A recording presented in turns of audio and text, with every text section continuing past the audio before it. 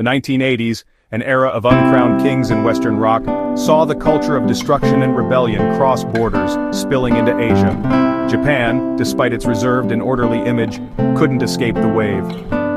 Yoshiki was born in the countryside into a middle-class family. From a young age, he showed a talent for music, learned to play the piano, and was expected to become a classical musician. But his life was far from a bed of roses. He suffered from acute asthma and spent much of his school years in the hospital. His mother once feared he wouldn't live to adulthood. "Music saved me," Yoshiki later shared in the documentary We Are X.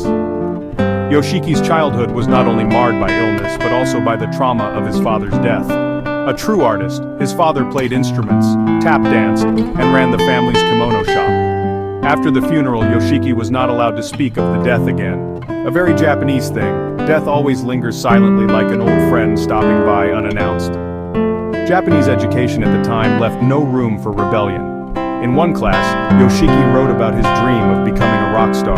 His essay was erased, and he had to rewrite it with a more acceptable profession. But the seed of rebellion had already been planted. Influenced by glam rock and Western hair metal, Yoshiki formed his band, X Japan, blending a flamboyant, doll-like appearance with raw energy and native culture. They became pioneers of the visual kei movement, a visual revolution in Japanese music. Like Kiss, X Japan painted their eyes black, wore bright red lipstick, grew out their hair, and headbanged furiously on stage.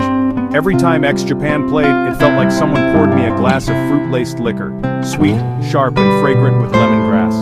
I thought I couldn't get drunk, but soon I was tipsy, nodding along, lost in the intoxicating swirl of sound, gentle, yet ferocious. X Japan's music was a strange fusion. The operatic grandeur of Queen, the fierce riffs of Iron Maiden, and the delicate nuances of Eastern classical music. Journalist Neil Strauss once compared their music to the Asian philosophy of yin and yang. Within roughness, there is refinement. Hyde's speed riffs, Yoshiki's burning drums, Toshi's soaring vocals, and Kata's grounding bass all formed a harmonious whole. I first discovered X Japan through their sorrowful rock ballads. If Creep by Radiohead was the heartbreak anthem of my youth, then X Japan was the endless rain that never stopped falling. Endless Rain opens with echoing piano, joined by Toshi's explosive voice, grief pouring straight from the keys. After listening to the album Blue Blood, I had to slap myself for thinking X Japan only did ballads. Lost in wistful melodies, I was suddenly hit by an onslaught of speed riffs crashing out of nowhere. The track Kurenai, Crimson Blood, begins gently with a soft, almost chamber music-like guitar passage. Toshi sings softly to his own shadow, mourning someone long gone. Then the storm erupts. Hyde's guitar and Yoshiki's drums blow away all the gloom. Toshi's voice rises with fury, screaming, howling. And that's when Pada does what he does best, bridging the chaos, binding together sound, emotion, and the very soul of the band.